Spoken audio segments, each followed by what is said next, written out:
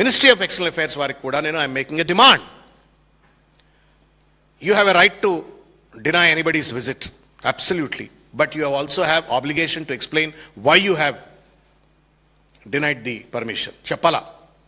Inappropriate అని చెప్పని మా ముఖ్యమంత్రి పైన బ్రాండ్ వేసి నువ్వు ఆ పర్యటనకు సంబంధించిన పూర్తి వివరాలను బయటపెట్టకపోతే, if you don't explain what does that mean by inappropriate అంటే మీరిద్దరు కలిసి డ్రామాలు ఆడుతున్నట్టే లెక్క.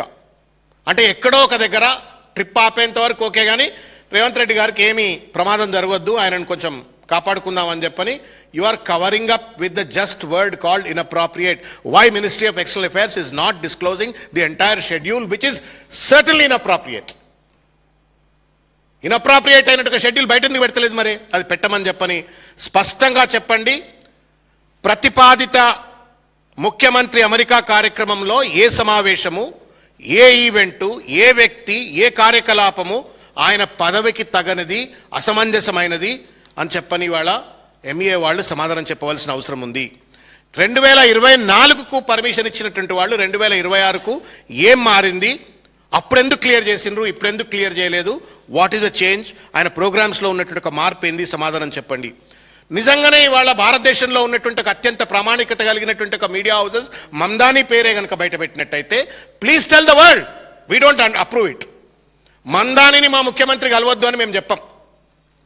We don't say that Mamdani should not be met by our chief minister. కలవాలనే కోరుకుంటున్నాం. మాకు కూడా మోకాదులతో మేము కలుస్తాం, ఎందుకంటే is one of the largest cities mayor కాబట్టి మేము కూడా కలుస్తాం.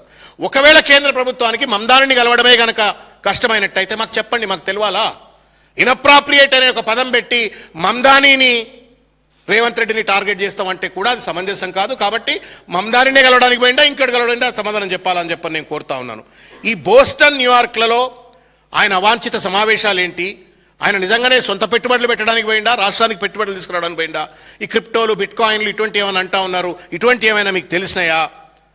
పార్లమెంటు ముందు పెట్టవలసిన అవసరం ఉంది, తెలంగాణ సమాజం ముందు కూడా పెట్టవలసిన అవసరం ఉంది. మొత్తం ఫైల్ నోటింగ్సు, దీనికి సంబంధించిన మొత్తం వివరాలు కూడా మినిస్ట్రీ ఆఫ్ ఎక్స్టర్నల్ అఫైర్స్ వారు కూడా సమాధానం చెప్పాలి. బోత్ రేవంత్ రెడ్డి గారు, GAD department and the ministry of external affairs both have to respond and then in detail explain to the people what does that mean by inappropriate, and entire schedule minute by minute తప్పనిసరిగా ప్రజలకు తెలియజేయవలసిన అవసరం ఉంది అని చెప్పని ఈ సందర్భంగా నేను తెలియజేస్తా ఉన్నాను.